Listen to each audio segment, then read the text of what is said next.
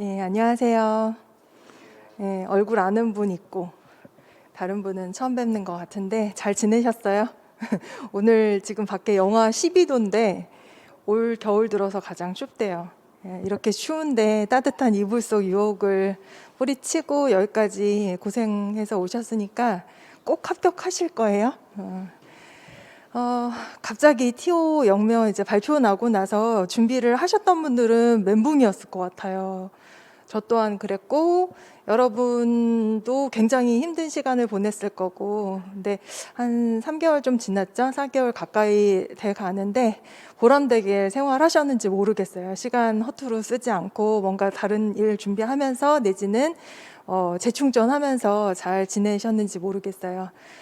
저는 여러분만큼 힘들지는 않았지만 저도 좀 많이 힘들더라고요. 대학 졸업한 다음에 저는 한 번도 쉰 적이 없었거든요. 계속 뭔가 일을 하고 계속 공부를 하고 끊임없이 뭔가 일을 했었기 때문에 내가 자발적으로 쉬겠다라고 해서 쉰 게 아니라 이제 그 확정 TO 발표 나고 나서 저도 본의 아니게 여유 시간이 좀 생겨서 좀 가만히 있을 때 너무 힘들었어요, 저도. 그래서 뭔가를 해야겠다 해가지고 지금 구체적으로 말씀을 못 드리겠지만 뭔가를 했어요. 3개월 만에 작은 성과를 달성을 해서 개인적으로는 뿌듯해요. 그러니까 헛되게 시간을 보내지는 않았구나 라고 하면서, 또 한편으로는 다른 일을 할 때는 불안한데 오히려 뭔가에 집중하고 있을 때 그 몰입의 평화라고 하죠. 마음이 안정되고 뭔가 나다워지는 것 같고 좀 뭔가 내가 나 스스로도 재충전한다는 생각을 많이 했던 것 같아요. 그리고 우리 수업 들으신 분은 아시겠지만 제가 당송팔대가 중에 소식을 좋아하거든요. 네, 소식이 인생관이 낙관적이에요. 낙천적이거든요. 예, 끊임없이 소식의 그 산문이라던가 시라던가 이런 거 생각을 하면서 좀 되뇌어 보기도 하고 하니까 그게 정신적으로 많이 도움이 되더라고요. 그래서 여러분도 기독교 믿는 분들은 성경, 종교에 의지를 할 수도 있겠고, 저처럼 종교가 없는 사람들은 다른 본인이 감명 깊게 읽었던 책이라던가 글귀 하나 때문에 또 힘이 나서 이제 지탱할 수 있는 힘이 생기게 되는 것 같은데, 주변 사람들이 아무리 위로를 한다 하더라도 내 자신을 가장 잘 위로할 수 있는 존재는 나인 것 같아요. 그래서 나 자신한테 집중해서 내 스스로 내면의 힘을 여러분이 이제 꼭 키우셨으면 좋겠다 이런 생각을 합니다. 오늘 이론 한면 선생님이 이제 설명 좀 쭉 해주셨을 텐데 여기 계신 분도 계시지만 인터넷으로 보시는 분들도 많을 거예요. 그래서 시간 강사를 하시거나 내지는 기간제를 하시다거나 내지는 전업주부로 경단녀로 지내면서 제2의 이제 직업을 찾기 위해서 공부를 하시고자 하는 분이나 아니면 직장 생활을 하시는 분이나 이제 굉장히 다양한 졸업을 한 분도 있고 내지는 대학교 3, 4학년이 미리 준비할 수도 있고 연령차도 많이 나고 그다음에 직업도 다양하고 하지만 여러분의 단 한 가지 꿈은 빨리 중국어 임용고사 합격해서 그래서 중고등학교 교사가 됐으면 좋겠다고 바람인 거죠. 중국어를 잘하면 합격을 하느냐? 합격은 쉬워요. 그렇지만 결과를 놓고 보면 중국어를 잘한 사람 순서대로 합격을 하려면 이게 장수생 내지는 나이 많은 순서대로 내지는 중국에서 살다 온 사람들, 중국에서 대학교를 나온 사람 순서대로 합격을 해야 되는데 그게 아니란 말이죠. 나는 어학연수 안 갔다 왔는데 4학년이에요. 이런 분이 합격을 하고 오히려 10년 동안 이렇게 중국 관련된 일을 하신 분이 불합격을 한다거나, 그렇다고 해서 중국어 실력 자체가 초수생보다 장수생이 나쁘다는 게 아니라 어떻게 공부하느냐에 따라서 중국어 실력과는 다르게 당락이 좌우가 될 수 있는 시험이 이런 곳인 것 같아요. 그래서 효율적으로 공부를 하는 게 너무나 중요하고, 그리고 중국어 같은 경우에는 보통 합격하시는 분들이 다 학원에서 이제 준비를 하세요. 대부분 아주 대다수가 90% 이상 100%라고 봐도 무방할 정도로, 그러니까 학원 수업 없이 나는 자습해서 합격을 할 거다. 저는 그거는 가능은 하다고는 생각을 하지만 시간이 매우 오래, 아주 오래 걸릴 거라고 생각을 해요. 학원 수업을 듣고자 하는 거는 단기간에 합격을 하기 위해서인 거잖아요. 효율적으로 공부를 하기 위해서인 거잖아요. 그래서 공부는 물론 자신이 하는 거지만 학원에서 체계적으로 커리큘럼을 짜서 이렇게 수업을 하기 때문에 거기에 같이 도움을 받아서 공부를 하는 게 굉장히 이제 효율적인 공부라고 생각을 합니다. 그래서 여러분 이제 학원에 나오신 거라고 생각을 하고요. 수치상으로 봤을 때 우리 전공 A, B 합쳐서 전공 만점이 80점이잖아요. 전공 80점 만점 받고 합격한 분은 단 한 분도 없어요. 단 한 분도 없어요. 예전에 우리 전공 커트라인이 좀 낮았을 때, 중국어가 좀 낮은 편이었었어요. 그럴 때는 뭐 경기 기준으로 전국에서 경기나 서울, 가끔 뭐 인천이 최고 점수 득점자가 나오는 지역이거든요. 물론 뭐 몇 년 전에는 경남에서 나오기도 하고 했었지만, 그러면 보통 한 50점대 중반만 맞아도 경기 합격할 수 있었던 때가 있었어요. 하지만 지금은 안 돼요. 지금은 최근에는 한 65점, 80점 만점 65점 정도 맞으면 전국 어디를 지원을 해도 전공으로서는 합격 가능한 점수가 나옵니다. 그러면 80점 만점에 65점이면 뭐 한 15점, 뭐 16점이라고 치면 우리 점수가 배점이 2점 내지 4점씩이니까 단순 계산해서 서술형 4개 틀리면 합격하는 거예요. 그렇죠? 그런데 여러분 서술형을 많이 틀릴 것 같아요? 기입형을 많이 틀릴 것 같아요? 기입형을 많이 틀리나요? 이제 시험을 보고 나서 많은 반응이 뭐냐면 기입형을 좀 더 어려워하세요. 왜냐하면 답이 딱딱 떨어지는 데다가 2점 배점인데 뭔가 오탈자가 나거나 조금의 실수만 있어도 다 점수가 날아가기 때문에 기입형이 단답형이기 때문에 기억에 더 오래 남아서 그런지 나 기입형 때문에 떨어졌다. 기입형 이게 다 틀렸다. 심지어는 기입형 다 틀렸는데 서술형 다 맞고 합격했다 이렇게 말씀을 하시는 분이 있어요. 그만큼 사실 기입형 문제의 난이도가 높다는 게 아니라 내가 미처 깊게 공부하지 못한 부분에서 나와버리면 이걸 놓쳐버리는 거예요. 어떻게 보면은 도박 같은 거예요. 그래서 기입형 다 맞으면 좋지만 절대 기입형을 다 맞는 분은 저는 제 생각에는 없을 것 같고, 그러면 기입형 좋다. 그러면 16점 감점 당하고 합격할 수 있으니까 기입형 한 8개 좀 틀려주면 합격을 하는 거잖아요. 근데 문제는 내가 서술형 다 맞을 수 있는가? 그건 아니잖아요.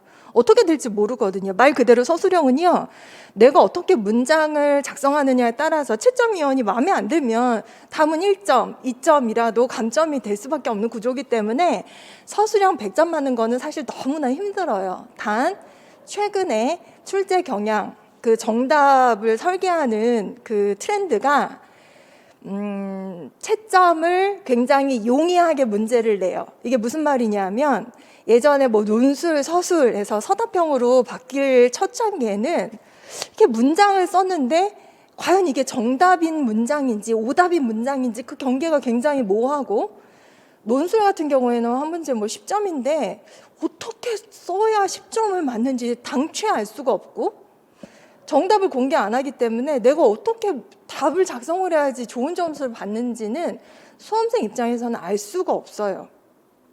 근데 우리는 가르치고 채점을 매년 몇백 명씩 하기 때문에, 그리고 합격을 시키기 때문에 이렇게 답안을 작성을 하면 좋은 점수를 받는구나라는 걸 감으로 아는 거예요. 누가 알려주지를 않아요. 감으로 알아요. 그런데 일단 서술형을 몇 개만 틀려도 합격할 수 있고, 수치상으로는 한 서너 문제 틀리면 다 전국 어디를 넣어도 합격할 수 있다는데 이게 사실은 말이 쉽지 실제로는 그렇게 쉽지가 않습니다. 어떤 시험이든지 점수 뭐 그까짓 거 5점, 10점 이런 거요 올리기 어려워요. 올리기가 상당히 어렵습니다. 그리고 우리 시험은 임용고사라고 하는데 너무 어려워서 임용고시라고 얘기를 하잖아요. 그리고 경쟁률이 치열하고. 그런데 어떻게 보면 어떤 사건 현상이나 긍정적인 면이 있으면 부정적인 면이 있고, 나한테 악재가 있으면 호재가 뒤에 따라온다고 저는 생각을 하는데, 지금 상황을 봤을 때 제2의 국어가 외면받고 있고, 그쵸? 중국을 사람들이 미워하고 상황 자체가 좀 암울해요. 그렇지 않아요? 전 중국어를 한 지 30년 됐는데 처음 중국어 했을 때는 이제 중국하고 우리나라 수교를 92년에 했잖아요. 그때 막 붐이 일었었어요. 근데 일반적으로 대중 사이에서는 중국에 대한 인식이 중국어 배워서 뭐해? 짜장면집 하게 이 정도 인식이었어요. 90년대 초반까지만 해도. 근데 저는 중국 문화를 좋아했고 중국어가 너무 좋았고 당연히 이제 중국 쪽으로 전공을 정하고 이제 지금까지 해오고 있는데 그 중간에 한참 중국어가 잘 나갈 때가 있었잖아요. 인기도 많고 참 전국의 대학에서 중국어를 많이 이제 중문과 많이 선발할 때도 있었는데 그때 제가 일하러 뭐 통역하러 나가거나 이러면 많이 듣는 얘기가 뭐냐면 선생님 어쩜 이렇게 해안이 있으세요? 중국이 이렇게 급부상할 줄 어떻게 아시고 중국어를 해서 이렇게 통역을 하세요? 라는 얘기를 많이 들었어요. 우리 애도 중국어를 가르치고 싶다. 중국어로 유학을 보내야 된다. 앞으로는 중국의 시대가 온다. 이런 얘기를 많이 했단 말이에요. 그렇죠? 근데 지금은 학교에서도 제2외국어로 중국어를 선택하려고 하지 않고 아이들이 중국을 바라보는 시각이 굉장히 부정적이 됐고 뿐만 아니라 미국과 중국이 보이지 않는 전쟁을 하고 있잖아요. 무역 전쟁. 거기서 우리는 어떻게 보면 지금 선진국이라고 하지만 그 중간에 낀 새우의 신세로 미국 쪽에 설 수도 없고 그렇다고 해서 중국 쪽에 붙을 수도 없고 굉장히 난감한 상황에서 중국이 야 얘랑 놀지 마라고 했을 때 우리가 알았어 너 말 들을게 할 수도 없는 게 사실 몇 년 전만 해도 불과 10년 전도 안 돼서 중국이 전체 GDP가 2016년 요때쯤이면 미국을 추월해서 G2가 아니라 이제 글로벌 1으로 올라설 거다라는 예견을 많이 했었거든요. 근데 제가 통계를 찾아보니까 작년 기준으로 중국 GDP가 한 14조 달러 된다면 미국 같은 경우 한 20조 정도 아직 못 따라잡은 거예요. 우리나라는 얼마 될 것 같아요? 1조 좀 넘어요. 잽이 안 되죠, 시참말로. 그렇죠. 비교가 안 돼요. 근데 이런 상황에서 물론 지금은 미국이 이제 중국보다 강한데 미국이 가만히 안 있잖아요. 중국 어떻게든 누르려고 하고 뭐 제재하고 하잖아요. 이런 상태에서 우리가 마냥 미국 편에 설 수도 없는 상황인 거죠. 그러니까 우리나라는 사실은 제2외국어 교육이 다양화돼야 되는 게 맞아요. 뭐 세계 시민 교육 한다고 학교에서 하는데 실제로는 외국어는 영어가 절대 다수를 차지하잖아요. 다문화 가정 그렇게 많다고 하는데 외국어 자체는 영어만 오로지 영어만 하잖아요. 제1이 아니라 제2외국어. 말 그대로 두 번째 파워를 가진 우리나라에서 중국어조차도 이렇게 외면을 받고 있는 상황에서 여러분이 아예 나 중국어 괜히 선택했어 내지는 남들이 중국어 왜 이렇게 얘기를 하면 부끄러워졌어 저 이렇게 생각을 하는 분이라면 그냥 중국어 교사를 안 하시는 게 더 나을 것 같아요. 그냥 중국 관련된 일을 하거나 그냥 취직을 하시는 게 더 나을 것 같아요.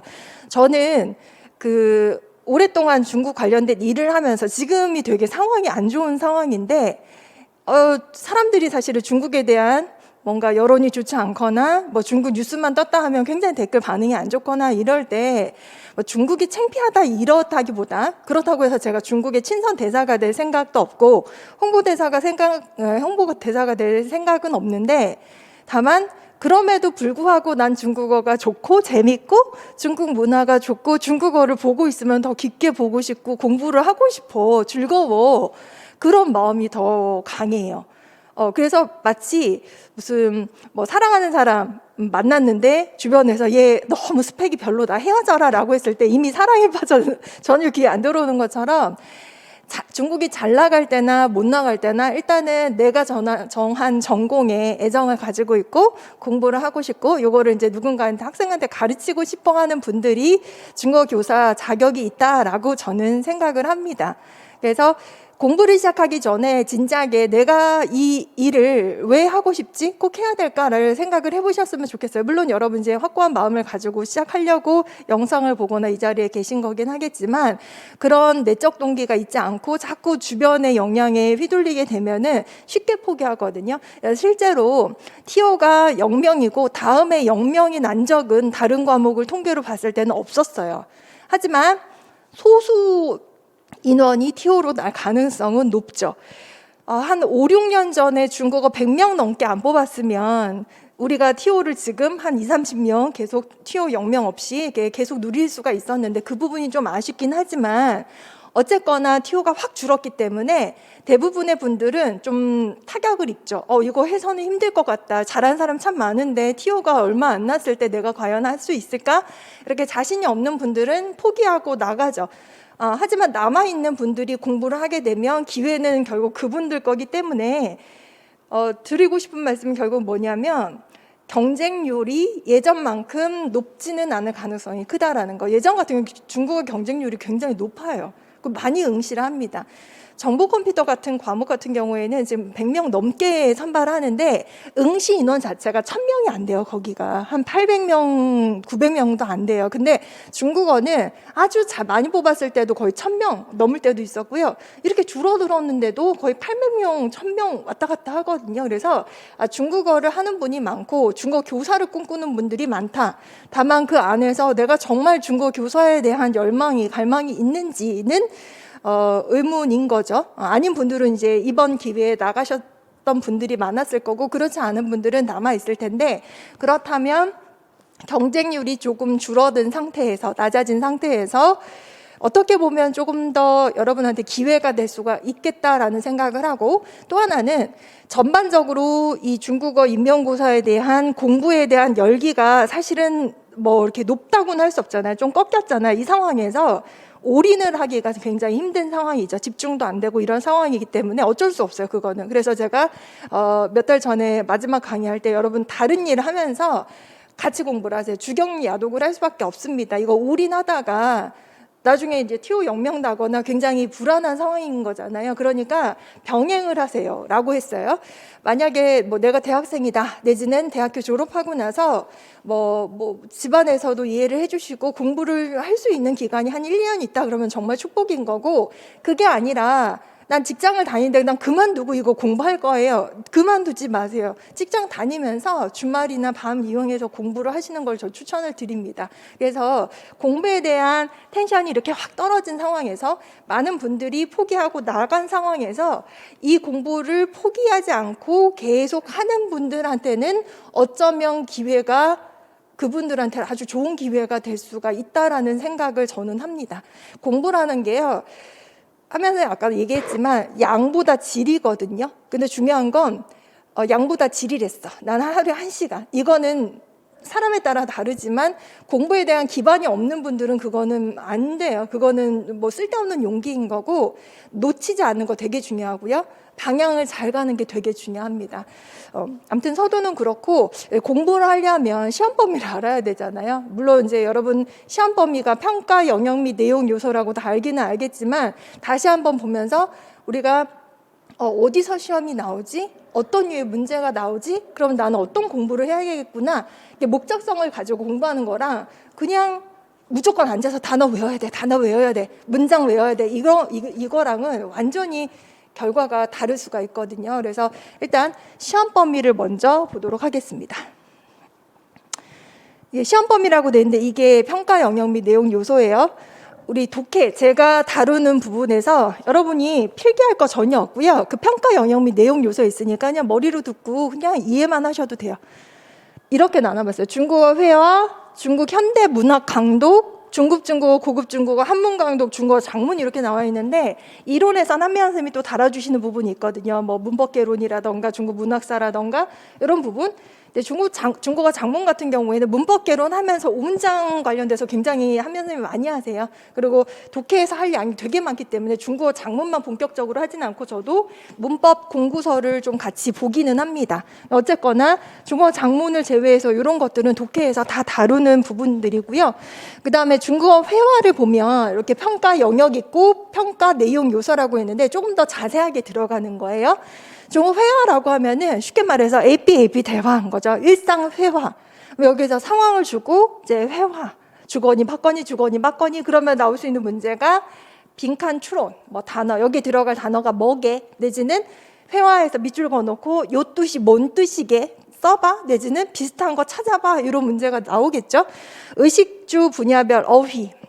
그래서 어휘가 당연히 회화에서는 너무나 중요해요. 그 독해에서는 관용적 표현에서 뭐 인사말, 상투어, 속담, 수거성어, 관용어, 신조어라고 했는데, 관용적이라고 하는 거는 뭔가 그 개별적인 낱말이 아니라 덩어리로 같이 다니면서 쓰이는 말들인 거죠. 그래서 우리 왜 습관용어라고 해서 제가 노란 책 하는데 거기에 나와 있는 관용 표현이라던가 기타 등등 이런 표현들도 우리 시험 범위에 들어간다라는 거고, 중국의 생활 문화에서 음식 풍속 습관에서 그 대화문 내지는 중고급 중국어 이렇게 보면은 중국의 문화라던가 풍속에 대해서 좀 알고 있어야 쉽게 문제가 풀리는 그런 문제들이 있거든요.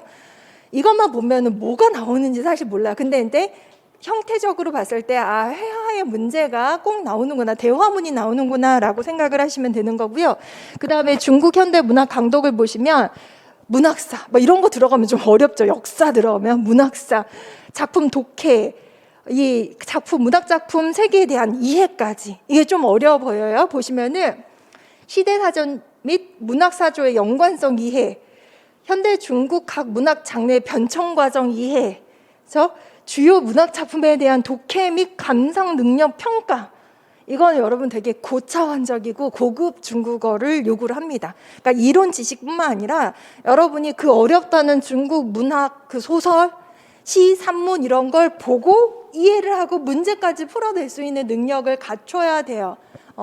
이런 거. 그 다음에 작품 속에 나타난 시대사조, 저자의 사상도 이해하고 작품 주제도 이해하고 저작의 의도도 이해를 해야 되는데 뭐 다 이해 이러잖아요. 독해력도 있어야 되고 이해도 해야 돼요. 어디서 중국 현대 문학을 보면서 문학사를 깨고 있고 작가에 대해서, 작품에 대해서 이 작가는 이 작품을 왜 썼을까? 이 작품은 주제가 뭐지? 작품이 원문이 나오면 그 텍스트를 보고 뭔 뜻인지 알아야 되고 주제가 뭔지 알아야 되는 그 능력까지 여러분이 도달을 하셔야 문제를 풀 수 있고요. 그다음 중급 중국어는 왠지 마음이 조금 가벼워지죠.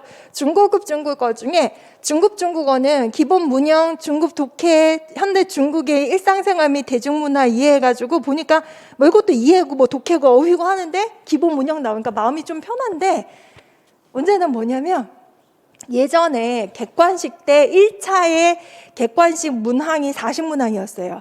그리고 2차도 보고 3차까지 있었어요. 2차 논술까지. 그때는 문항이 많았기 때문에 중국어가 반드시 출제가 됐습니다. 근데 이번에는 최근에 어때요? 문항이 총 AP, 전공 AP 합쳐서 23문항밖에 안 돼요. 심지어 기입형 몇 개 안 되고 서술형이 많아요. 서술형은 그냥 이렇게 줄줄줄 문장으로 써야 되는데 거기에서 중급 중국어를 낼 문항이 부족한 거죠. 안 나와요. 물론 안 나온다고 확답할 수는 없지만 아주 드물다고 해야 되나? 거의 없다고 해야 되나? 이 정도로 비중이 줄었다고 보시면 돼요. 그러면 뭐 고급 중국어 나오나? 당연히 나오죠. 그러면 중급 중국어 없이 고급 중국어를 우리가 할 수 없잖아요. 그러니까 다시 말해서 문항이 줄어든 만큼 고급 중국어를 안 내고 중급 중국어를 내진 않아요. 왜냐하면 변별을 위해서 중급 중국어보다는 대부분 독해가 고급 중국어로 나온다. 다시 말하면 고도의 독해 실력이 필요하다. 이 시험은 그렇다는 거죠. 그 다음에 고급 중국어 보시면 보세요. 다양한 중국어 활용의 이해, 관용적 표현도 알아야 되고요. 문헌과 백화문 혼용에 대한 이해, 이거 중국인도 어려워하는데 고문 보고 이해해야 되고요. 현대문 보고 이해해야 되는데 현대문 중에서도 중국 문학의 소설, 산문 보고 내가 이해가 돼야 문제를 풀 수 있는 문제가 나오고, 수거성어, 신조어에 대해서 그러니까 어휘력도 좋아야 되는 거고, 고급 문장에 대한 독해력이 있어야 문제 풀 수 있는 거고요. 사회 문화에 대한 통찰력까지 본대요. 그다음 한중 양국의 문화 비교 이해라고 해서 비교, 뭐 의식 비교, 문장에 나타난 한중 사회 문화 비교라고 했는데, 요거는 우리 지금 시험은 한국어가 안 나와요. 오로지 100% 중국어 발문, 중국어로 100% 답변을 해야 되기 때문에 한국어로 문제를 내지 않아요. 그렇기 때문에 한국어가 등장하진 않지만 글의 소재로서 한중 뭐 영화 비교라던가 이런 게 이제 나오는 거죠. 그러면 한국의 문화에 대해서도 이해를 하고 있어야 되고 중국의 문화에 대해서 알고 있어야 어느 정도 독해가 된다는 거. 여러분한테 말씀을 드리고 싶은 건 뭐냐면, 우리 독해할 때 굉장히 중요한 게 어휘력이거든요. 근데 어휘력 못지않게 중요한 게 뭐냐면, 독해할 때 독해 잘하려면 뭐 해야 되는지 아세요? 배경 지식이 있어야 돼요. 배경 지식. 내가 독해를 되게 잘해. 그래도 배경 지식이 없잖아요. 그러면은 시간이 오래 걸려요. 시간이. 근데 시간이 부족한 시험이면 이건 치명적인 약점이거든요. 그래서 배경 지식 쌓는 것도 굉장히 중요하다라는 거. 그 다음에 한문 강도, 이게 좀 복병이죠. 힘들어요. 왜냐하면 우리 대부분 중국어과 중국학과, 중어 중문학과를 졸업했다 하더라도 중어 중문학과에서조차도 이 한문 강독이라는 게 고전 사문 이런 거거든요. 거의 안 배우거든. 한 학기, 반 학기 이렇게 배우거든요. 그러면 과연 이제 내가 고전 사문 원문 텍스트를 보고 주제를 뽑아낼 수 있는지, 이해를 할 수 있는지, 이거는 여러분이 연습을 해야 문제를 풀 수 있는 능력을 쌓을 수 있다라는 거. 그래서 기본 문형도 알아야 되고, 중국 고전 독해, 이게 중국 대표 고전에 대한 독해 능력, 주제 파악해야 된다라고 했는데, 이 문제가 반드시 나옵니다. 반드시 나오는데 해마다 비중은 달라지지만 보통은 한 2문제 이상은 나온다고 보시면 되는데, 이게 왜 중요하냐면 어떤 분들은 이렇게 단순하게 생각해요. 한 15점 감점 당하면 전국 어디든 합격할 수 있다고 하니까 나는 이론을 열심히 하고 독해도 열심히 하는데 고전 산문, 이 한문 강독을 버리겠어. 한 문제 아니면 2문제라며 안 할 거야. 말 되죠. 서술형 2문제 보면 나오면 한 8점 깎이겠네. 다른 거 다 맞고 이건 안 할래. 이렇게 생각할 수도 있어요. 큰 오산입니다. 왜냐? 이게 한문 강독을 하잖아요. 그러면 고급 독해 실력이 같이 올라가요.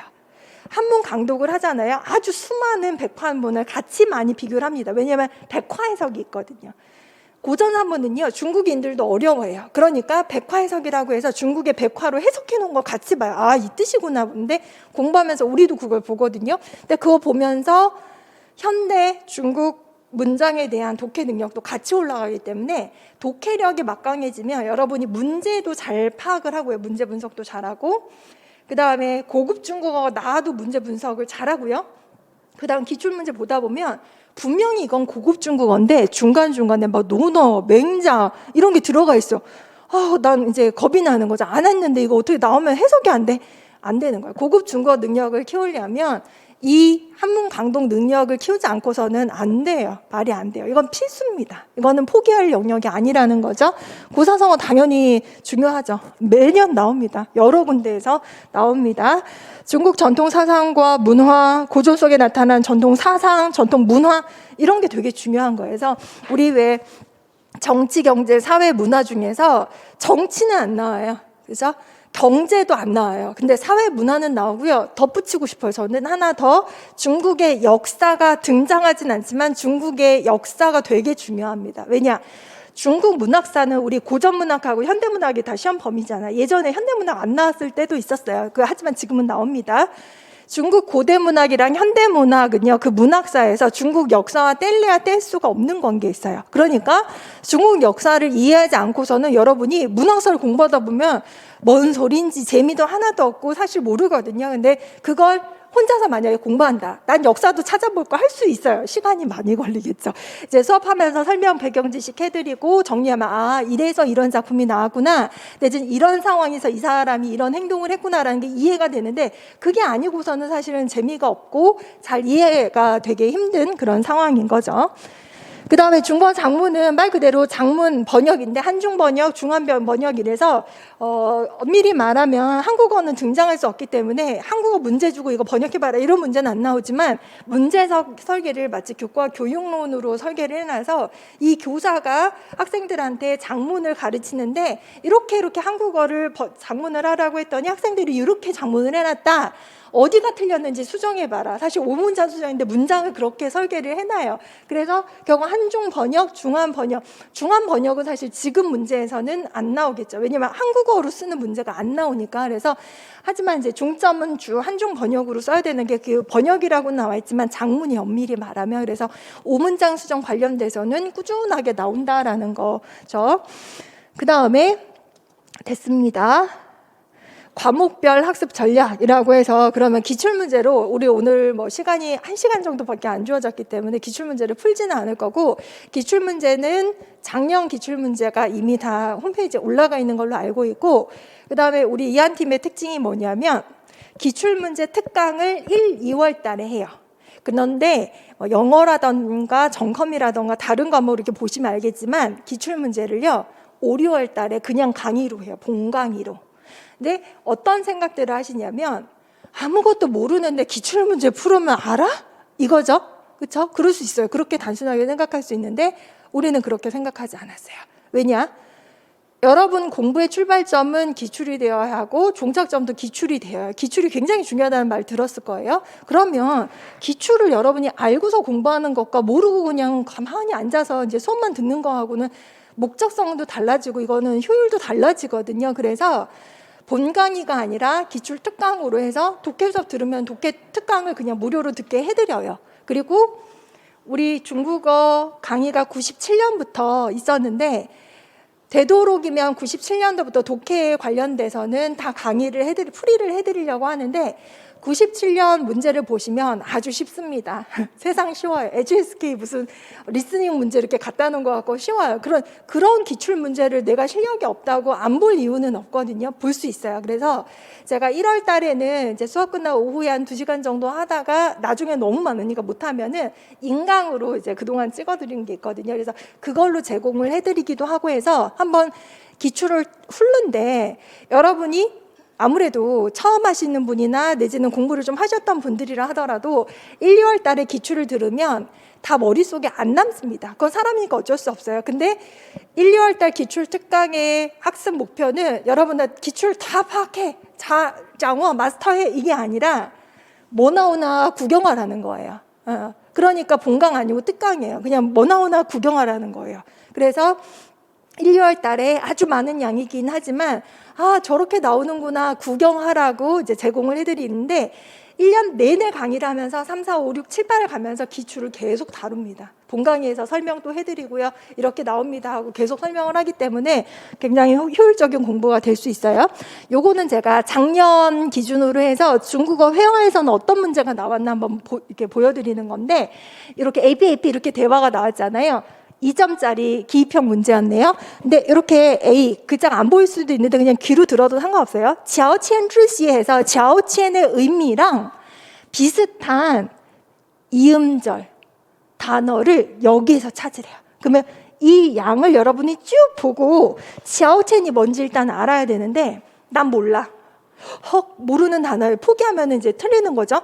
근데 가만히 들어보니까 여기 치인이라고 하는 게 옮기다라는 그런 의미가 있어요. 옮기는 거니까 막 계속 축하하고 뭐 이런 거 보니까 이사하는 건가? 보니까 빤지아가 어디 있어요. 빤지아. 이것은 맞는 거예요. 1점 얻었죠. 그 다음에 비에다가 맞는 말을 쓰라고 했는데 비에 보니까 땡땡 뽀로진넨마라고 해서 우리 보통 먼 친척보다 가까운 이웃이 낫다는 말 있잖아요. 이거는 속담이거든요. 관용구예요. 그래서 위엔친을 써야 되는 거예요. 그러면 내가 위엔친을 오탈자 없이 써내면 2점 가져가는 거예요. 이런 게 회화거든요. 여러분 보니까 이 실력, 이 문제를 맞추려면 어떤 공부해야 돼요? 단어 공부? 그럼 난 단어장을 펴야 되나? 안 돼요. 뭐가 나올지 모르거든. 물론 기출 단어는 있긴 하지만 그걸 공부한다고 해서 새로운 단어, 참고로 이 자오체는 제 기억으로는 기출에 단 한 번도 나온 적이 없어요. 그러니까 내가 알고 있어야 단어를 푸는 건데 이 단어는 여러분이 공부하는 과정에서 어떤 걸 공부하냐? 이론은 문학사, 문학개론, 그다음 문법 개론이라던가 어학 개론을 가르치기 때문에 단어가 노출되는 시간이 많지는 않거든요. 근데 독해는 오로지 텍스트를 강독하잖아요. 거기서 건질 단어들이 굉장히 많거든요. 기출하면서 단어를 다 건지잖아요. 거기서 여러분이 이 단어의 뜻을 알고 써보고 이제 단어집을 공부하고 당연히 하죠. 속담 같은 거 하면 이런 문제 푸는 게 그렇게 어렵지 않아요. 이런 문제는 여러분 맞추라고 주는 겁니다. 그래서 예전에는 중국어가 커트라인이 낮다, 다른 과목보다 낮다라는 얘기가 있어서 교육과정 평가원에서 점수를 올리라는 그런 요청이 있었대요. 그래서 몇 년 전부터 조금 쉬워져서 이렇게 올라오더니 거의 60점이 넘어야 이제 웬만한 지역은 다 합격하는 그런 정도까지 올라왔는데 이거는 기억을 하셔야 돼요. 문제가 좀 쉬워졌다라는 소문을 듣기도 했을 텐데 제가 기출문제로 확인시켜 드리면서 여러분이 그냥 소문만 듣고서는 믿지 마시고요. 직접 확인을 해보시면 아시겠지만 여기서는 다 확인할 수 없지만 기출문제 보시면 예전 텍스트보다 지금 텍스트가 훨씬 어려워요. 단어의 난이도도 훨씬 더 어렵습니다. 근데 쉬워졌대라고 하는 거 왜 쉬워졌냐? 이런 아주 쉬운 문항들이 있고요. 아주 어려운 문항들이 있는데 그 변별 문항이 있는 거죠. 그렇죠? 그러니까 이런 거는 남 맞추니까 나도 맞춰야 되는 거예요. 근데 남 맞췄는데 내가 틀렸다. 이것 때문에 떨어질 수가 있는 거죠. 그럼 이거 안 하려면 어떻게 해야 되냐? 결국은 계속 단어, 어휘라던가 쌓아 나가야 되는 과정이 필요하다라는 거죠. 그다음 회화 두 번째 유형 보시면 이것도 2021학년도에 나온 건데 여기 보면 A, B 나오고 CD 나왔잖아요. 4점짜리. 그래서 서술형이긴 하지만 사실은 여기 보면 작은 문제 2문제 내지는 4문제가 숨어 들어가 있다라고 생각을 하시면 되는데 여기 보니까 셔터진이라고 해서 보통 이제 회화 좀 하시는 분들은 셔터진 하면 한국어로 어떻게 이해를 하시죠? 셔터진. 수중에 돈이 없다 내지는 좀 경제 상황이 빠듯하다. 근데 이걸 잘 기억하셔야 되는 게 한국어로 잘못 이해를 하시면 수중에 돈이 없다라고 하니까 수중은 모르겠는데 수중은 손인 것 같고 아무튼 내가 가지고 있는 것 같으니까 没有钱 이렇게 쓴단 말이죠. 그러면 틀려요. 왜냐? 手头紧은요. 진이라고 하는 것 자체가 긴장이라는 말 하잖아요. 시간 긴장이라는 말 중국이 많이 하잖아요. 아예 없다라는 게 아니라 긴장됐다라는 거 굉장히 빠듯하다, 부족하다라는 거예요. 그러니까 답을 여기 보시면은经济情况不好 경제 상황이 안 좋은 거 찡지부宽裕라고 해서 메이오첸이라고 쓰신 분들은 분명히 오답 처리가 됐을 겁니다. 근데 이걸 본인이 아냐? 많은 분들이 공부 경험이 없는 분들은 수중에 돈이 없어? 메이오첸 맞아! 이러고 이게 혼자 좋아하다가 들어가면 이제 틀리는 거죠. 효율적인 공부가 필요하다. 그 다음에 B에 보면은 사자성어 나왔는데 이차오보통 나왔어요. 많이 쓰는 거잖아요. 이차오보통 하면 우리 몸에 구멍이 몇 개인가? 둘, 넷, 여섯 몇 개 있잖아요. 근데 하나의 구멍도 뚫리지 않았다라고 해서 한국어로 그냥 쉽게 바꾸면 뭐예요? 아는 게 없다. 그쵸? 근데 아는 게 없다. 什么都不知道 해도 요건 좀 위태위태한 답이 될 수 있는 게 엄밀히 말하면 이치아오부통이 나오잖아요. 그러면 앞에 전치사 뭐가 나와요? 여러분이 회화할 때 이치아오부통 굉장히 많이 쓰거든요. 근데 이치아오부통은 쓰려면 중국인들 말하는 거 가만 들어보세요. 물론 이차부통이 나오는 말이야겠지만 앞에 전치사 또이가 반드시 있어요. 그러니까 뭐에 대해서 아는 것이 없다 하기 때문에 뭐에 대해서 잘 모른다라고 얘기를 해줘야 맞습니다. 엄밀히 말하면. 그러니까 내가 아는 게 아무것도 없어라는 것과 어느 방면, 어느 분야에 이해가 부족하다라는 거는 어감이 좀 달라질 수 있는데 이게 왜 중요하냐면 우리가 많이들 한국어로 번역을 하는데 그 한국어를 중국어로 다시 갈 때 오역이 생겨요. 근데 중국인들은 2차 부통이라고 하면은 여기 답에 있는 것대로 对某一方面完全不了解 어떤 부분에서 잘 모른다는 거지 내가 일자 무식이라는 뜻이 아니거든요. 그러니까 이런 것도 여러분이 단어를 쌓아나가야 되는 거고 그 다음에 보시면은 不入虎穴焉得虎子라고 해서 호랑이 굴에 들어가지 않으면 어찌 호랑이 새끼를 잡겠는가라고 해서 요거는 이제 우리나라에서도 가끔 쓰는 속담이니까 호랑이 굴은 알겠는데 한자를 모르겠어. 그럼 틀리는 거죠. 그래서 두 글자 후쉐를 써야 되는 거고 여기 보면 不能以碰碰땡땡的心态盲目的投资 이러면 안 돼. 운이 좋은 거 말 그대로 좀 도박을 하면 안 된다. 막 맹목적으로 투자를 하면 안 된다는 건데 운만 믿고라고 할 때 그 운이라는 걸 중국어로 해서 윈이라고 하는데 절대로 한 글자로 쓰지 않고 윈치라고 하고 운이 좋다라는 것을 뭐 여러 가지 표현이 있지만 여기서는 동사 펑을 썼어요. 그래서 펑윈치 하면 운이 좋다라는 뜻인데 여기서는 이름절 동사를 중첩을 해서 펑펑윈치를 썼거든요. 그래서 이 윈치도 어휘가 여기 있어야 이걸 써낼 수 있습니다. 이렇게 작은 문제 4문제로 서술형 4점짜리 문제를 냈는데 예전 서술형 문제하고 달라요. 예전 서술형 말 그대로 주저리 내 생각을 써야 되는데 여러분 보시면 아시겠지만 답이 굉장히 명확하게 떨어집니다. 그래서 몇 년 전까지만 해도 여러분 1차 점수 배점이요 0.33점 차로 떨어지고 했거든요. 근데 이제는 정수로 깎아요.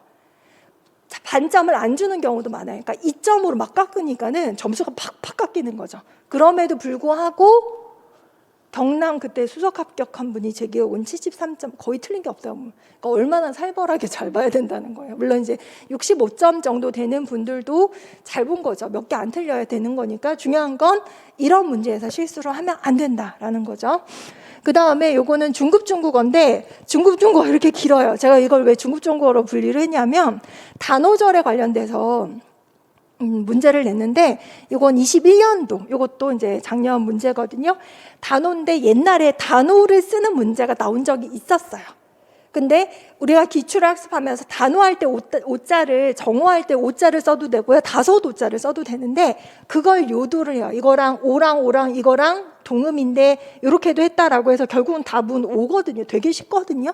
이런 걸 낸다거나, 우리나라 단오절은 청포물에 머리 감는 그런 풍속이 있는데 중국 같은 경우에는 초나라 시인 구런이 명나간에 투신자살하고 나서 사람들이 물고기들아 우리 구런의 애국지사 구런의 머리 뜯어먹지 말고 이거 뜯어먹어라 던졌는데 그 이름이 뭐라고요? 종자, 쫑즈라고 했는데 쫑즈 쓰는 문제가 나왔고요. 그 다음에 여기 보시면 비가 렁쩌징도라고 해서 우리나라에서는 창포물에 머리 감는 풍속이 있는데 중국에서는 용성 경주를 하거든요. 근데 그거의 유래를 써보라고 했어요. 또 하나는 인雄黄酒的风俗라고 해서 웅황주, 이건 우리나라에 없죠. 근데 어쨌거나 무슨 술을 먹는 풍속이 있다는데 문제는 유래를 구체적으로 설명을 해보래요. 근데 아무리 봐도 유래가 너무나 여기 잘 나와 있어. 그리고 이 유래가 여기 너무나 잘 나와 있어. 답이요, 그대로 이거 쓰면 되고요. 이거는 유래를 여기 있는 걸 쓰면 돼요. 근데 문제는 뭐냐면 여기 문제에 원문을 변형하라는 요구도 없고요. 그렇죠? 내지는 원문 거를 그대로 쓰면 감점한다는 요구도 없어요. 제 생각에는 그런 요구가 없으면 사실 그대로 써도 정답으로 인정은 돼요. 위치만 잘 잡으면. 근데 그게 조금 아쉬우니까 내 말로 좀 설명하는 거죠. 왜 필요하냐? 그대로 쓰기엔 너무 길어요. 그러니까 조금 줄여서 요약 정리를 해서 쓰라는 거죠. 어쨌거나 답이 내가 짜주라는 게 아니라 문장에서 적당히 내가 요약을 하면 그게 답인 문제가 최근 문제 유형이에요. 근데 문제는 얘 되게 쉬울 것 같지만 여러분이 연습을 안 해놓으면은 현장에 가서 작성하기가 어렵거든요. 그러니까 이것도 연습이 굉장히 필요한 부분이고, 그 다음에 요건 고급 중국어인데 요 21년에 요것도 나온 거예요. 작가랑 작품의 출처를 줍니다. 전종서라고 하는 현대 작가거든요. 이 사람 소설도 쓰고 산문도 쓴 사람인데 그 중에서도 산문 제목이 说笑, 웃음에 대해서 말하다라고 했는데 독특한 시각이에요. 그냥 우리는 웃음은 좋다 뭐 이럴 것 같은데요. 전종서가 쓴 이 说笑는요 1930년대 산문이고 그 30년에 웃음 유머에 대한 담론이 있었어요. 서로 싸웠던 건데 지금은 모를 수 있어요. 임어당이라는 사람 들어봤어요? 임어당, 유머 소품 산문. 노신 들어봤어요? 노신이 임어당 이런 어려운 시국에 유머 제창하는 거 별로 안 좋아했거든요. 이제 전종서가 그 당시 어려운 시기에 유머 제창하는 거를 반대하는 측이었어요. 근데 그걸 알면은 뭐 조금 더 쉽겠지만 모른다 하더라도 풀 수는 있어요. 상관없습니다. 다만 이게 A가 가리키는 즈위가 뭔지를 본문에서 찾으라고 했는데 일단 중원지엔 단어를 알아야 되잖아. 입술 사이에서 이빨, 치아에 빛이 반짝이고 있다. 그게 뭐게? 이게 웃음이거든요. 근데 답은 되게 쉬운데 샤오는 쉬운데 내가 막상 이제 답을 찾아내려고 하면 맞나 아닌가 계속 고민을 하게 되니까 거기서 시간 소요가 되는 거고, 또 하나 비가 가리키는 어구를 찾으라고 했는데 비를 보니까는 巷口吃巷口头习惯于像小孩子有意模仿大人이라고 해서 마치 버벅거리는 것처럼, 마치 습관 용어라고 했는데 이건 말하는 건 습관적으로 하는 말처럼, 마치 어린애가 어른 말도 흉내내는 것처럼 단조로운 말을 언동을 계속적으로 하는 게 우뿌르샤, 웃기지 않는 게 없다. 그러니까 웃겨 이거거든요. 그러니까 뭐처럼 이게 웃겨, 이게 뭐게 그런 거 이거거든. 되게 답을 알고 나면 어이가 없는데 사실 이거를 찾아내는 과정이 사실 힘들어요. 쉽지는 않습니다. 연습을 해야 돼요. 훈련을 해야 합니다. 그 다음 마지막으로 유머不能提倡, 유머는 제창되어서는 안 된다. 뿌넝이라고 하는 건 우리는 보통은 뭐뭐 할 수 없다라고 해석을 하지만 중국인들이요 뿌넝을 뿌잉가의 의미로도 많이 써요. 그러니까 여기서는 전종서가 자기 생각에는 유머는 제창되어서는 안 된다라고 생각한 건데 문제는 어떻게 나왔냐면 뒤에 이유를 찾으래. 그러니까 쓰라는 게 아니라 찾으래. 그럼 찾으면 보통 이거의 이유는 어려운 문장 같은 경우는 위에 있을 수도 있어요. 근데 위에서부터 뭐 웃음이 제창되면 안 되는 까닭을 쭉 주저리 썼지만 영양가 있는 거는 앞 아니면 바로 뒤거든요. 근데 앞에는 대충 뭐가 나왔냐면은 노인네들이 애들보다 더 웃겨. 왜 웃기냐면 어린애들 좀 젊은 사람들 융통성이 있잖아. 왜 노인네들이 웃기냐면은 딸반 융통성이 없어. 기계적이야. 이런 게 사실 웃긴 거거든. 그렇게 얘기했는데 그래서 유머가 재창되면 안 된다? 물론 여기는 그것 때문이다. 이것 때문에 유머는 재창돼서는 안 된다라고 했는데 뒤에 보니까 너무나 구체적으로 그러니까 유머를 재창을 하게 되면 되게 자연스러운 게 딱딱한 게 되고 변화무쌍하던 게 너무 딱딱한 게 돼버리기 때문에 유머는 재창되면 안 돼. 그러니까 뒤에 있는 게 답이고 그걸 쓰면 답인데 여러분 막상 시험 보러 들어가서 이거 쓰라 그러면 맞나? 아닌가? 찾다가 시간이 몇 분 갈 것 같아요? 몇 분 갈 거야? 느낌에. 여러분 이게 전공 A잖아요. 전공 A 다 90분 보잖아요. 전공 A는 11문제인가 그럴 거예요. 그렇죠? 시간적으로는 뭐 5분 내지 7분 사이에 봐도 된다고 하는데 긴장되잖아요. 그러면 이거 갖다 5분 내지 7분 사이에 보라 그러면은 이거 작성까지 하고 시간이 몹시 빠듯합니다. 그러니까 답은 의외로 너무 쉬운데 이 지문은요 사실 쉽다고 할 수 없어요. 여러분 소문에 쉬워졌어라고 하는 건 답이 쉬워졌다는 거고 이걸 독해할 수 있는 그 능력까지 키우려면 여러분 상당한 공부가 필요하다라는 거예요. 또 하나 현대문학 감독인데 작년에는 요거 20년 문제거든요. 작년에 바로 직전 연도에는 현대문학 강독으로 물론 아까 나왔던 그 전종소의 슈어샤오가 현대문학 산문으로 분류를 할 수도 있지만 소설이 안 나왔어요. 그래서 제가 이것도 소설은 아니고요. 산문인데 이름은 여기는 이제 출처가 제공이 안 됐었어요. 요거 2번만 되고 요거는 시아면준이라고 하는 사람의 중년의 정막이라고 하는 산문인데 유명한 산문은 아니에요. 그러니까 일반 독해로 그냥 대하면 되는 거고 두보는 들어보셨죠? 두보시, 빙교행이라고 하는 시 물론 공부를 했을 수도 있고 안 한 분들이 더 많을 수도 있는데 시 그러니까 요즘의 문제는 현대문하고 고문 내지는 시를 고전 시가를 같이 이중 지문으로 내고 여기에 있는 A 진실된 우정이 29 중에서 해당되는 게 뭐게? 그러면 딱 봐도 글자는 잘 안 보이겠지만 관포, 관바오 빙시지아오라고 한 관포지교라는 게 여러분 제 나라의 관중과 포수가 이야기를 대충 들어보긴 하셨을 텐데 우리 기출문제 분석하다 보면 관포지교가 몇 번 시험에 나와요. 그러니까 우리 공부한 분들은 이걸 틀릴 수가 없어요. 근데 나 혼자 공부할 때 이런 분은 사실 이거 공부를 안 했을 수도 있거든요. 그러니까 이거 1점 날라갈 수도 있는데 아무튼 요거는 이제 관포 요거를 찾아주시면 되는 거고 그 다음에 B 요거는 좀 길잖아요. 얘하고 B하고 의미가 반대되는 성어를 여기서 어디서 A에서 찾아보래요. 그러면 이거를 읽고 해석할 수 있어야 돼요. 그 다음에 이 의미와 반대되는 성어를 보고 알아봐야 돼요. 그럴 어휘력이 좋아야 되겠죠. B는 대략적으로 그런 거예요. 어렸을 때는 그냥 친구가 돼. 순수해. 우정이 순수해. 그런데 우정이 순수한 거랑 반대되는 말은 뭐지? 어렵잖아요. 근데 문제가 뭐냐면 이런 문제 요즘은 많이 나오거든요. 비슷한 거 찾아봐요. 반대되는 거 찾아봐요 하는데 나 그러면은 근위사 사전을 외워야겠어. 대응이 안 됩니다. 대응을 하시려면 독해 실력 꾸준히 쌓다 보면 이 문제는 눈에 보여요. 순수한 우정인데 보다 보면은 사람들이 싸워. 암투해. 속으로 시기 질투해. 이게 꺼우신떠우지아오라고 하는 말이 여기 어디 나와요. 꺼우신떠우지아오. 꺼우신떠우지아오는 두목 아세요? 당나라의 문장가 두목. 깡패 두목 말고 그냥 두목. 아방궁 들어봤죠? 아방궁. 진시황. 아방궁부라고 하는 글을 쓴 사람이 두목인데 거기에 처음 나온 말이 꺼우신떠우지아오예요. 아방궁을 되게 지금은 없어요. 불타서. 지금 멋지게 지어놔서 이렇게 했는데 꺼우신하고 떠우지아다. 건물이 너무 많고요. 왜 이렇게 중국 지붕 보면 이렇게 끝에가 올라갔잖아요. 처마가. 이런 거 멀리서 보면 꺼우신 떠우지아오 한 거 서로 싸우는 것 같다는 표현했거든요. 그래서 궁중암투라는 표현을 비유하는 사자성어로 거기서 유래가 된 건데 아방 공부도 배우고 그 단어도 고급 중국어를 실력을 쌓은 분들이라면 아는 분들이고 아는 어휘고 이거 해석이 되면은 꺼우신 떠우지아오 찾는 거 어렵지가 않거든요. 그러니까 그렇게 푸는 거고 그 다음에 마지막이 뭐냐면은 렌신부구 한자는요 말 그대로 렌신 사람 마음 구구는 구는 옛고예요.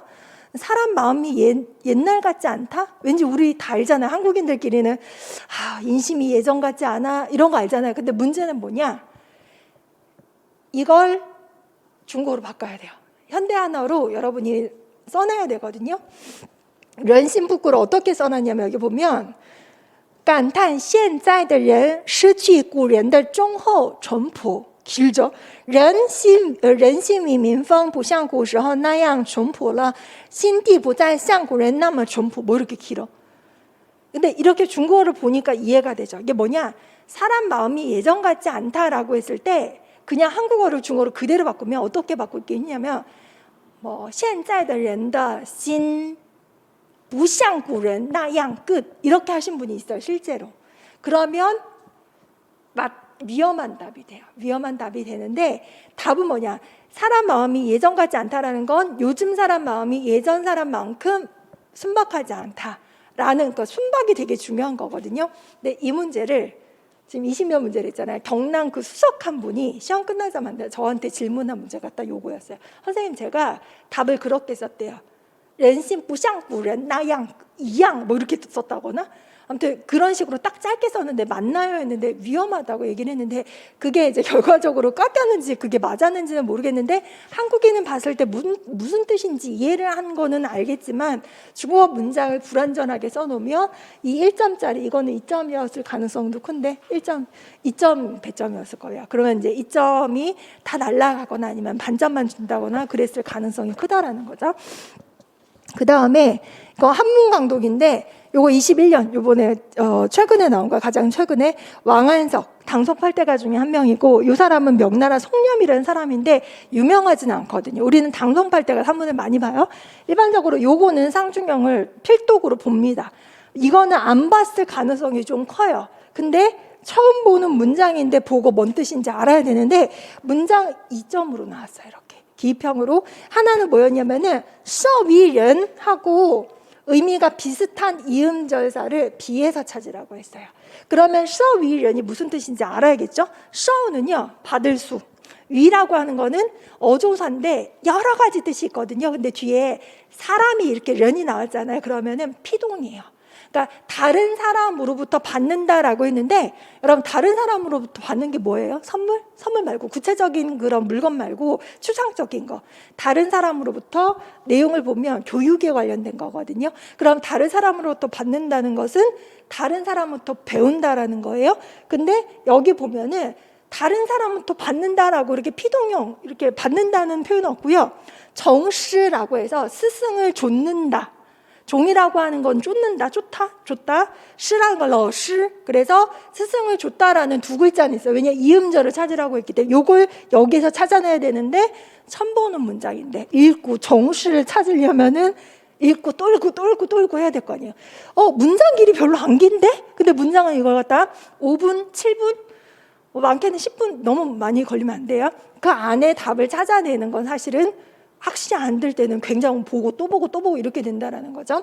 또 하나는 이 비 문장에서 비가 세 글자 지, 자, 관이라고 해서 이 세 글자의 의미가 뭔지 현대 한어로 써보래요. 이거는 여러분이 장문을 해줘야 되는데 문장을 읽다 보면 뭐냐면 지는 이미 기예요. 지아라는 건 지아하라는 거, 티엔지아 첨가하다, 추가하다. 근데 뒤에 목적어가 뭐냐면 관이에요. 관은 뭐죠? 모자, 그쵸? 모자잖아요. 모자를 지하니까 모자를 쓰다거구나.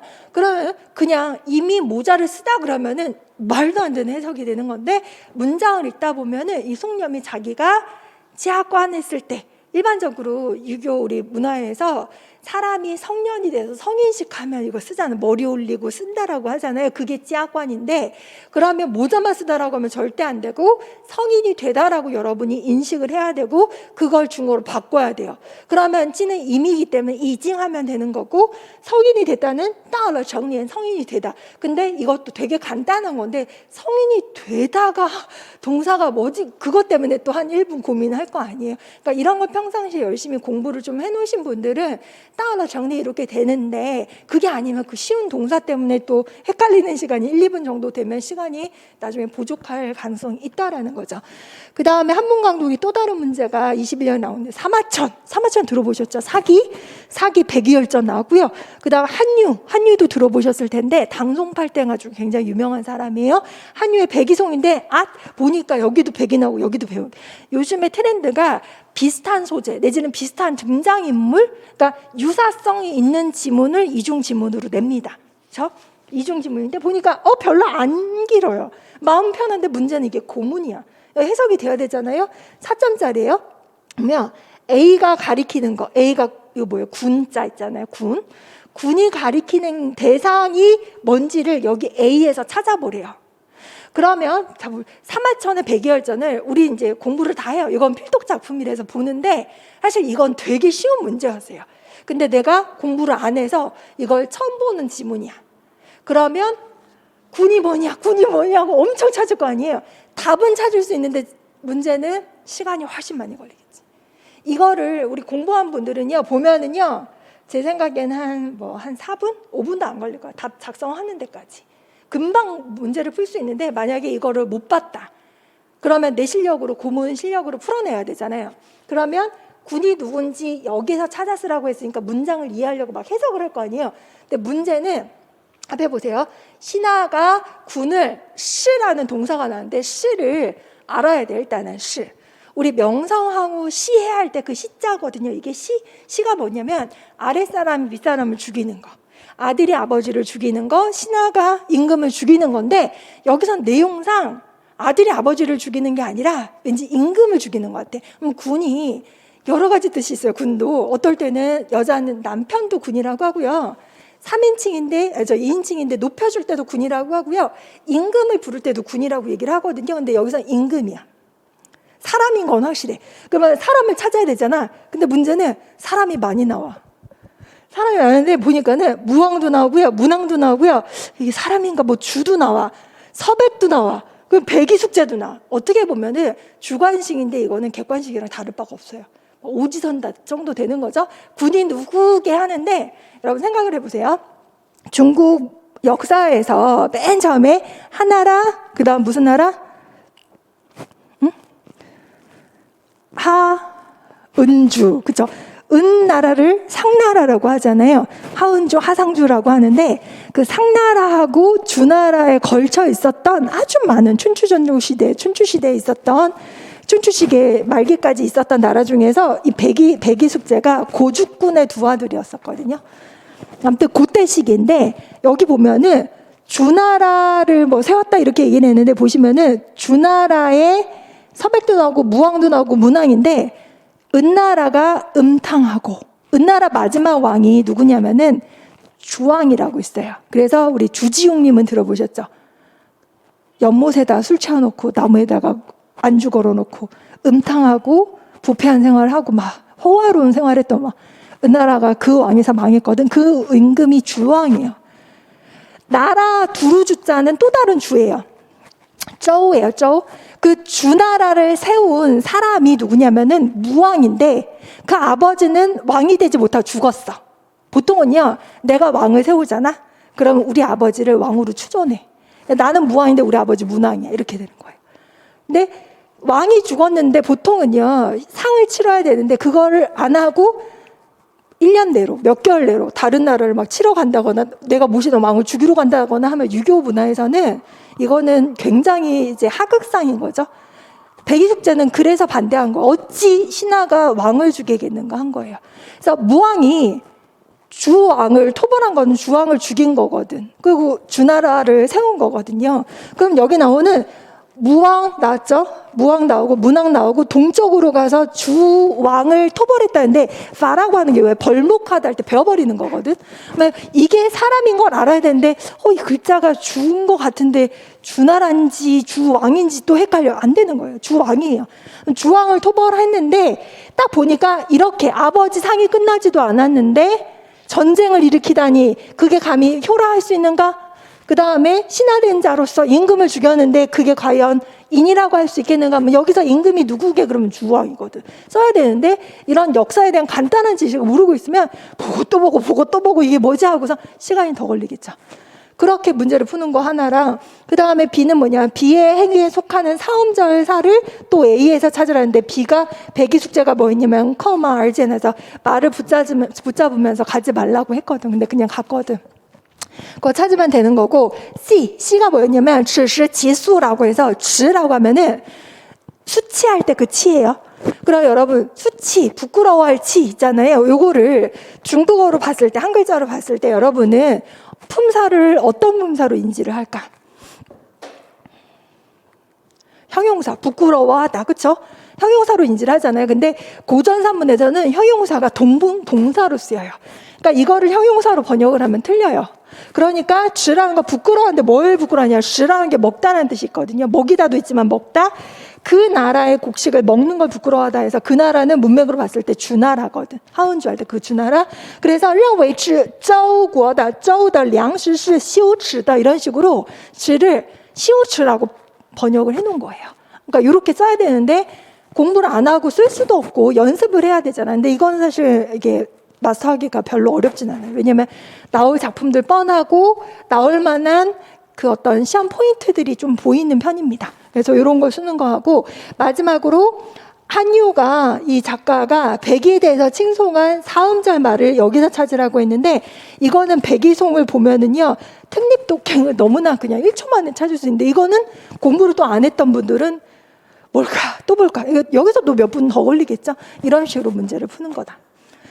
그 다음에 이제 문제를 이렇게 찾아봤어요. 그러면 자세하게 문제는 풀지 않았지만 여러분이 시험 문제를 풀려면 내가 어느 정도 실력을 쌓아야 되는구나, 공부는 어느 쪽으로 해야 되는구나 대충 감은 잡혔을 거예요. 수업을 어떤 식으로 하느냐면 이제 이론 설명을 해주셨을 테니까 1, 2월 달에는 사실 처음 할 때부터 힘들게 안 가요. 시험 공부, 우리 수험 생활은요 장기 마라톤이거든요. 근데 처음에 기운을 다 빼면 나중에 힘들어져요. 그래서 1월 달에는 이제 기본 독해로 하는데 양도 그렇게 많지 않고요. 좀 꼼꼼하게 다집니다. 되게 꼼꼼하게 다져요. 어떤 분들은 보통 이 시험을 초수에 합격하는 분들도 있지만 그렇지 않고 2년, 3년 이렇게 일하면서 하게 되면 좀 걸리는 분도 있어요. 그래서 제가 몇 년 전부터 짝수에 홀수에 커리를 좀 다르게 가요. 그래서 작년에 수업을 들었어도 올해 수업 들어도 재밌게 계속 공부를 할 수 있게 그렇게 만들었어요. 대신에 짝수에 홀수에 다루는 작품 대동소이한데 포인트가 좀 달라요. 이렇게 뒤집어놔요, 제가. 그래서 짝수에서 그냥 문제만 풀었던 걸 홀수에서는 지문을 꼼꼼하게 처음부터 본다거나 이런 방법으로 가기 때문에 재작년에 제가 수업 들었는데요. 그러면 이제 짝수에 들었잖아요. 그럼 올해 들으면 그 내용은 비슷하게 갈 거예요. 근데 작년에 수업 들었는데 저 올해 또 들어야 되나 그러면은 이론은 아니라고 하셨는데 독해는 듣는 게 좋습니다. 왜냐하면 꼼꼼하면 완전 달라요. 포인트가 달라요. 혼자 공부하는 것보다 훨씬 더 효율도 잘 나올 겁니다. 그 다음에 기출특강은 독해반 들으면 다 같이 듣게 해주는 거고, 부담 없이 이렇게 듣다 보면 나중에 계속 다룰 기회가 있기 때문에 이런 식으로 하시고, 독해특강이라고 하는 게 있는데 제가 이거를 강의를 거의 18년 이제 하다 보니까 이거 예전에 다 한 과목으로 다 했던 거거든요. 시험에는 나오는데 올해 나올지 안 나올지 몰라. 대신에 어휘가 너무 중요한 것들이 있어요. 뭐 노노맹자도 나오는데 갑자기 나올 때도 있고 또 안 나오는 애도 있잖아요. 그래서 제가 한 8강 정도 나눠서 학습할 수 있게, 뭐 이런 거 너무 20과까지 많아서 한 20주차 하지만 동영상 특강으로 다 만들었어요. 그래서 초수인분은 100% 이걸 좀 다 하기를 추천하고요. 재수인분은 안 해도 되니까 마음이 가볍죠. 대신에 복습은 계속 해야 돼요. 다 중요한 것들이다라는 거. 특히 어떤 분들은 8개 너무 많은데 하나의 우선순위를 두면 뭐부터 들어야 될까 하는데, 습관용어는 1과부터 20과까지요. 관용어 전체를 다 외우는 걸 강추합니다. 이건 반드시 들어야 되고요. 100 시리즈도 강추합니다. 시험에 나와요. 그러니까 강추하고요. 신구중 이거는요. 옛날에 주진중국이 시험에 몇 번 나왔었어요. 그래서 이제 했던 거고, 신주진중국은 구주진중국보다 조금 더 쉽게 편집이 됐는데, 요거는요 오래 붙잡고 있을 책이 아니에요. 대신에 이거는요 지금 고급이라고 이렇게 나왔잖아요. 근데 우리 시험에서 이런 텍스트는 중급에 속해요. 지금 트렌드로는 이게 시험에 나올 가능성이 별로 없어요. 하지만 1, 2월 달에 여러분이 아직 내가 독해가 되게 부족한데 어려운 거 갑자기 소설 해석해봐, 산문 해석해봐, 너무 어렵잖아요. 그러니까 요거를 갖다가 텍스트를 내가 번역해보고 선생님 뭐라고 말하나, 이거 자체가 여러분 실력이 올라가기 때문에 1, 2월 달에는 강추합니다. 대신에 재수생, 나 독해력이 너무 어려운데 하면 하겠지만 저는 재수나 그 다음 3, 4월부터는 이거는 되도록이면 안 하시기를 추천드려요. 초수인데 1, 2월이다 그러면 이거 그냥 하셨으면 좋겠고요. 그 다음 외국인 사유수고 100% 추천. 이거 그러니까 어휘는요 많이 할수록 좋아요. 100%. 논어맹자는요, 이거는 좀 논어맹자에 대한 두려움이 있다 그러면 좀 한번 하기를 원해요. 왜냐, 뭔 소리 하는지는 알아야 되는데 너무 많이 나오니까. 논어에서 공자가 말하기를 또 나와, 맨날 다른 말이야, 이런 분들은 좀 듣기를 추천하고요. 스벌백내는요 추천해서 조금 비추천 사이. 왜냐면 이거는 어떤 거냐면은 说实话, 솔직히 말해서, 一般来说 이런 거 되게 구어에서 많이 쓰이는데 사전 찾아보면 없는데 이게 100가지가 나와 있거든요. 그래서 요것도 1, 2월 달에 할 거면 빨리 해놓고 3, 4월 달부터는 안 보기를 추천.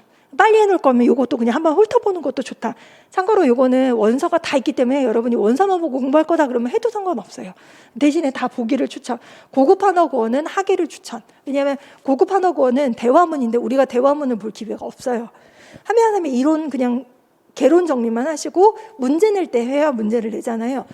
독해도 소설, 산문, 뭐 시 이런 거 보는데 회화를 갖다 에피에피 할 기회가 기출문제 특강 말고는 없어요. 근데 고급 한어구어는 굉장히 긴 호흡으로 대화문이 있고 어휘가 되게 좋아요. 어려운 것도 많고 성어도 많고 어휘가 풍부해서 요거는 보기를 강추. 1년 아니더라도 3, 4월 달이라도 일단은 상반기 안으로 다 보기를 강추. 어쨌거나 기본 독해 이거 하면서 여러분이 독해 특강 중에서 내가 적당히 계획을 짜서 두루두루 다 같이 이렇게 쌓아나가는 게 너무나 중요하다라는 거 말씀을 드리고요. 그 다음에 이제 하반기긴 하지만 우리 이한팀이 문제를 많이 풀어요. 그러니까 1, 2월 달 기출문제, 뭐 문제를 푸는 거 아니래도 문제를 보죠. 3월부터 모의고사를 들어가는 데는 없을 것 같아요. 힘들거든. 사실 문제 내는 거는요, 모의고사 문제풀이 이런 거는 강사 입장에 되게 부담돼요. 왜냐하면 임용고사가 비슷한 유사한 문제가 우리나라에 국내에 없어요.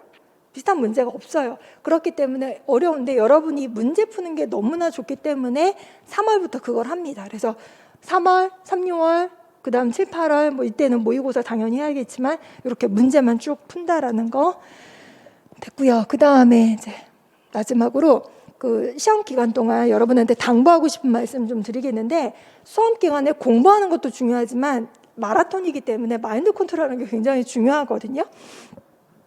왜 지피지기면 백전백승이라는 말 하잖아요. 원어로는 백전백승은 아니고요. 손자병법에知己知彼百战不殆. 이때 따이라는 거 위태로울 테거든요. 말 그대로 지피지기면 100전, 그러니까 100번 싸워도 여러 번 싸워도 위태롭지 않다, 위험하지 않다 이거예요.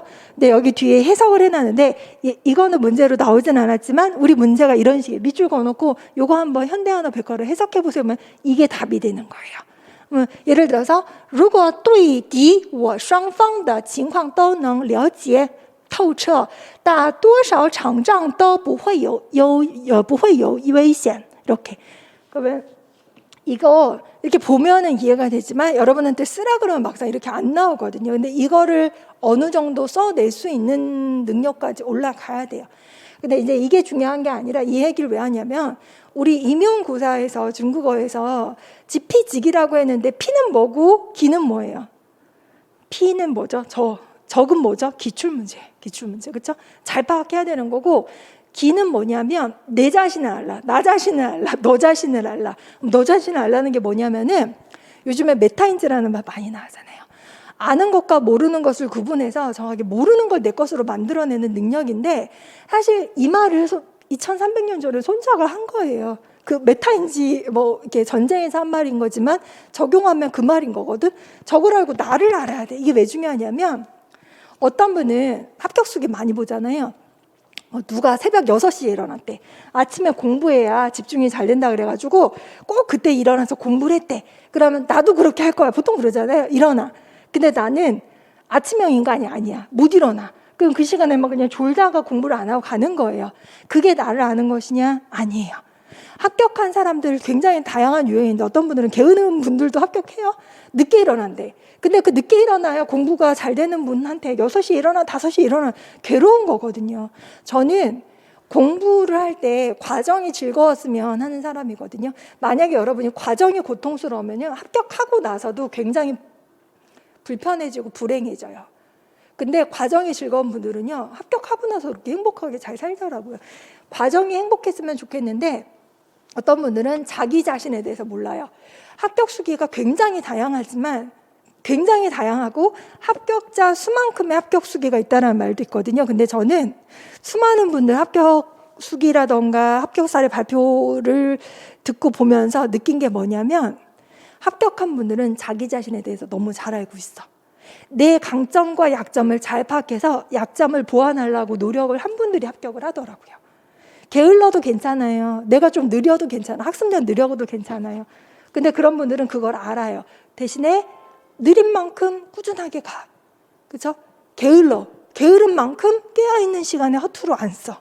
이런 식으로 보완을 해내야 되는 게 너무 중요하다라고 해서 말씀드리고 싶었고, 계획 세우기는요, 여러분 당연하다고 생각을 하잖아요. 근데 어떤 분들은, 안 해보셨던 분들은 귀찮아, 내지는 계획 세우다가 시간 다 가 그러는데, 한번 해보시면 아시겠지만 계획 세우는 시간 그 이상의 효과를 낼 수가 있습니다. 그래서 계획은요, 근데 문제는 뭐냐면 남들이 이거 계획표야 이런다고 그대로 따라하잖아요. 그럼 안 돼요. 그리고 또 하나는 1, 2월 달은요, 제가 처음에 수업하면서 엉덩이 붙이는 연습부터 하세요 그러거든요. 근데 이게 왜 중요하냐면 처음엔 안 돼요. 이거 내가 해도 되나?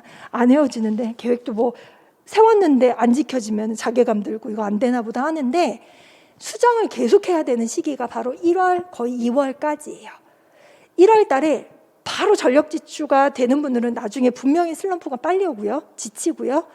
처음에 좀 이렇게 좀 힘들고 이게 안 되고 자꾸 바꾸더라도 2월 정도 말 정도에 가서 이제 감 잡았다 하는 분들은 가속도를 낼 수가 있어요. 이 계획은 절대로 남의 계획을 그대로 갖다 쓰는 게 아니라 나만의 계획이에요. 양을 그대로 할 필요도 없고요. 그냥 나한테 맞는 계획을 세우면 되는 거예요. 또 하나, 내 머릿속에 지우개라고 했는데 이 말 되게 많이 듣는 게, 고전산문 특히 한문 강독한다 했잖아요. 많은 분들이 선생님 저 바본가 봐요. 봤는데 또 봤는데 그 다음에 보면 또 모르겠어요. 당연하죠. 왜냐? 고전산문은요, 외국어 같은 건데 여러분 외국어 한두 번 보고서 단어 외워지던가요? 얘기를 하거든요. 그래서 정말 많이 받는 피드백이요, 기억이 안 나요, 너 바본 것 같아, 이렇게 얘기를 하는데, 이건 어쩔 수가 없는 게 1, 2월 달에 그래도 다행이지. 나중에 3, 4, 5, 6 이렇게 쌓이잖아요. 그러면 진짜 이만큼 쌓이는데 이거 어떻게 답을 거야? 이게 뭐냐면 시험을 보기 위해서 봐줘야 할 책의 양이 있잖아요. 근데 내가 앞에 걸 봤는데 계획을 나름대로 세웠어요. 앞에 거 봤고 다음날 또 다음 거 보고 다음날 또 봤어요. 그 앞에 기억이 나겠느냐고. 안 나요. 그러니까 누적식 암기가 중요한 게 뭐냐면, 앞에 거 봤어요. 다음날 그 공부하기 전에 앞에 걸 또 보는데 단 1시간 봤어요. 그 다음날 또 1시간 봐야 되는데 앞에 걸 또 1시간 봐면 2시간 이렇게 늘어나. 그게 아니라 앞에 봤던 거는 난 10분만 본다. 3일자에는 첫 번째 날 거 5분만. 이게 누적식이에요. 그리고 심지어 어떤 분은 그런 말도 하더라고요. 잘 암기가 안 되는 거는 그냥 이해가 안 되는 것도 가끔 있을 수 있어요. 어디에 붙여놓은 거 막 붙여놔, 포스트잇으로. 그래서 저도 이제 신조어를 배웠는데 이번에 가장 최근에 합격한 선생님이 눈에 바른다는 표현을 하더라고요. 눈에 발랐대요. 그게 뭐냐면 눈에 익히도록 가까운 데 놔두는 거예요. 보고 또 보고 그러면 뭔 뜻인지 모르더라도 알아요. 그러다 나중에 이해가 되는 시점이 와요. 그래서 이 누적식 암기가 되게 중요하다라는 거. 사람이기 때문에 어쩔 수가 없어요. 그것도 기억을 좀 해두시고, 또 하나 긍정 마인드 너무 중요한 게, 된다, 난 할 수 있어, 할 거야, 될 거야 라고 하는 분과 되겠냐, 이거 공부해서 뭐 하겠냐, 도움이 되겠냐 이렇게 생각하는 분은 정말 결과의 차이가 있다라는 거, 긍정적으로 생각을 하시라는 거. 남과 비교하지 말자는 얘기를 하고 싶은데 정말 많은 분들이 주변을 봐요.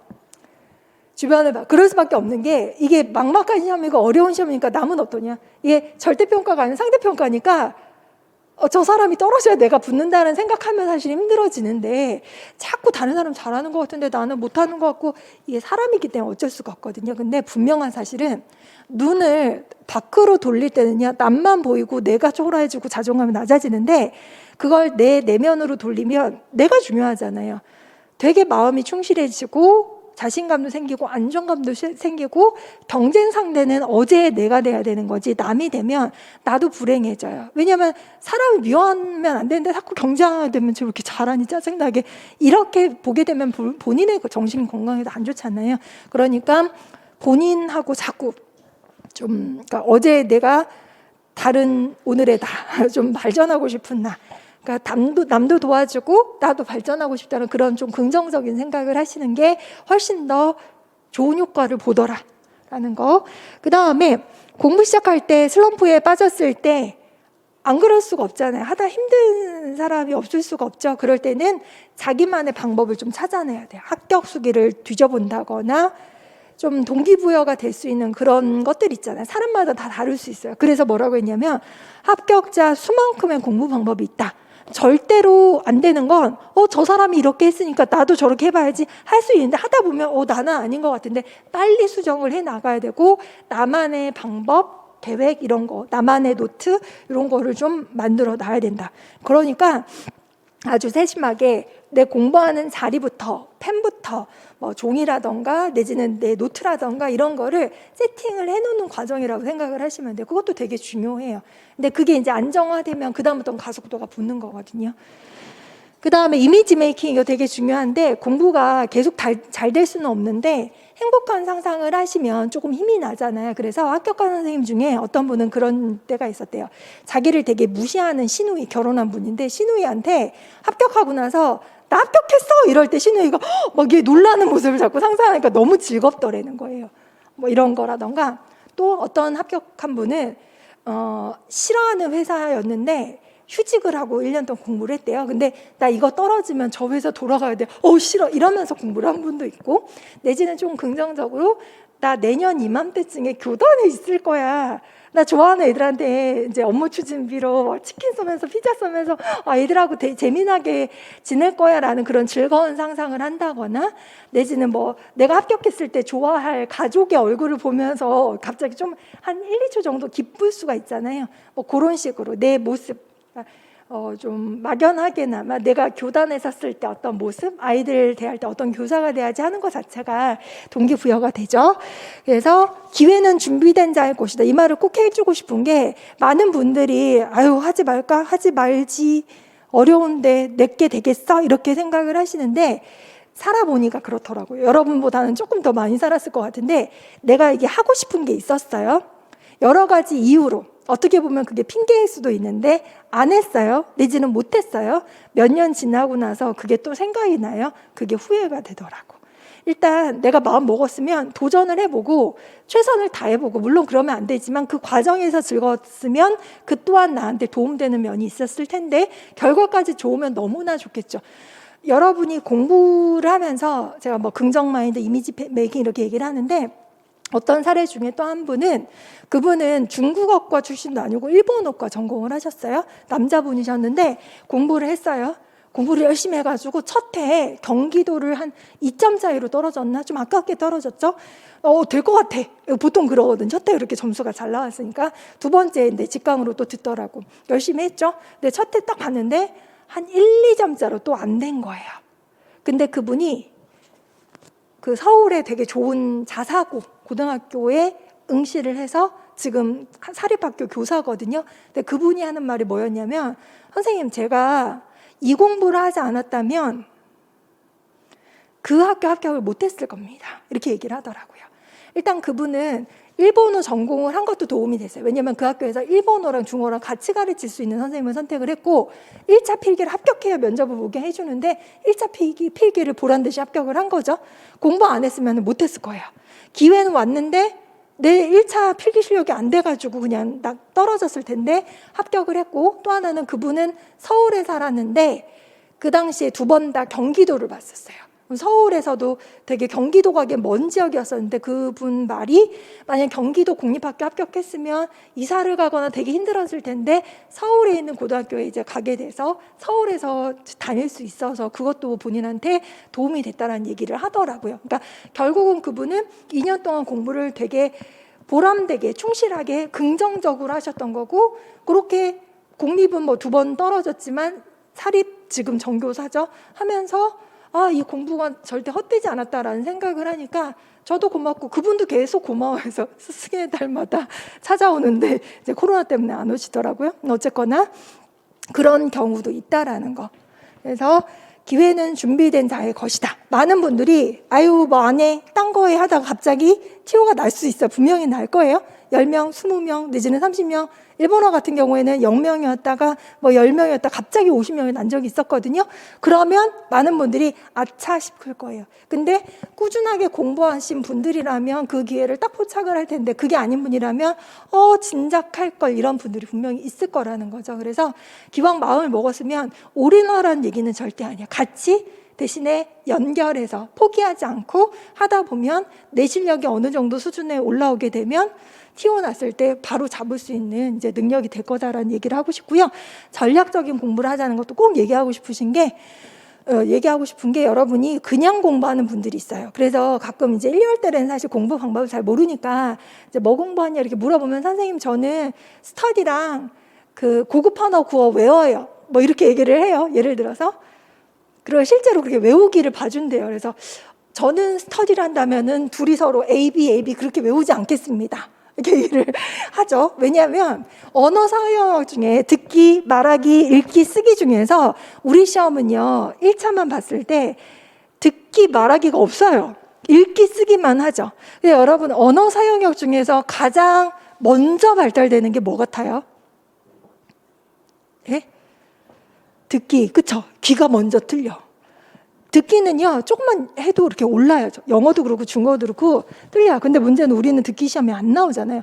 제일 더디게 점수가 오르는 부분이 어디일 것 같아요? 쓰기가 제일 어려워. 읽기도 어렵지만 그 더 어려운 게 쓰기예요. 안 돼. 근데 우리는 누가 잘 쓰나. 근데 잘 쓰려면 이미 읽기는 잘 돼 있어야 되거든요. 그러니까 누가 잘 쓰나의 이 경쟁에서 여러분이 듣기, 읽기 뭐 이런 것만 하고 있다거나 효과적인 텍스트가 아니라 그냥 뭐 회화 문장을 암기하고 있다거나 하면은 조금씩 중국어 실력은 늘겠지만 이 임용고사에 맞는 맞춤식 공부가 아닌 거예요. 그렇죠? 맞춤식 공부를 하려면 기출 문제를 분석해서 거기 많이 나오는 텍스트, 거기 많이 나오는 단어, 그 다음에 문제에 대응할 수 있게 독해를 단시간에 하고 쓰는 연습을 많이 해야 맞춤식 공부가 되는데, 그냥 회화 읽고 습관 영어 중요하다고 하니까 그것만 계속 하루 종일 그것만 보고 있어. 습관 영어 중요하지만 습관 용어만 보고서는 안 돼요. 불합격이에요. 안 돼. 일부예요. 일부. 그렇죠? 그래서 나눠서 중요한 걸 나눠서 공부를 해야 된다. 전략적인 공부를 한다. 그래서 시쳇말로 삽질한다고 하잖아요. 삽질은 안 됩니다. 고생하는 거죠. 고생하는 거예요. 그러니까 합격하는 공부를 해야 되려면 여러분이 이렇게 보는 거죠. 사실 우리는 뭘 반드시 봐야 됩니다라는 그런 물론 필독서는 있지만 어디 뭐 사실 이런 것처럼 뭐 헌법학 개론 뭐 해가지고 50권을 700쪽짜리 50권을 봐야 된다면서요. 거기 나눠야 돼요. 하루에 500페이지짜리를 계속 봐야지 이제 합격할 수 있는 실력이 오른대요. 우리는 그것까지는 아니더라도 전체적인 양을 보고 나눈 다음에 내 실력으로 봤을 때 내가 하루에 투자해야 될 시간과 내가 공부를 해내야 되는 그 양을 쪼개야 돼요. 그럼 독해가 부족하면 독해를 조금 더 시간을 확보한다거나 텍스트를 좀 늘린다거나 해야 되는 거고, 난 1월 달에는 이론 위주로 할 거야. 그러면은 이론을 뭐 7, 그다음 독해를 3 이런 식으로 나눠서 조금 독해를 줄인다거나 이런 식으로 공부를 융통성 있게 계획을 세워서 전략적인 공부를 하라는 거죠. 마지막으로 이제 다 끝났습니다. 마지막으로 여러분한테 드리고 싶은 말은 제가 마지막 수업 시간에도 했던 말인데 이거예요. 열심히 하는 자는 즐기는 자를 못 따라가고 즐기는 자는 간절한 자를 못 따라간다. 하지만 뭐니 해도 최종 승자는 포기하지 않는 자, 계속하는 자. 결국은 기회도 포기하지 않는 자에게 온다라는 거죠. 그래서 몇 명 뽑을지 확신을 할 수는 없어요. 지금만 확신할 수 없지만 통계로 봤을 때 0명이 연속으로 난 적은 없었어요. 뭐 10명이라도 소수라도 뽑을 때니까 올해 아니다 하더라도 다른 뭐 아르바이트라던가 다른 일을 하면서 오는 기회를 내 걸로 만들기 위해서는 실력을 쌓아 나가야 돼. 어떻게 보면 시간을 버는 거죠. 그렇죠? 시간을 벌고 실력을 쌓아 나가고 포기하지 않고 연결하고 공부를 꾸준하게 하고 그렇죠? 시리에 빠지지 않고 어떻게든 긍정적인 방향으로 살기 위해서 행복해지려고 공부하는 거니까 되도록이면 발전하는 방향으로 여러분 잘 계획 세우셔서 공부해서 내년에는 꼭 합격하시기를 바라겠습니다. 장시간 수고하셨어요.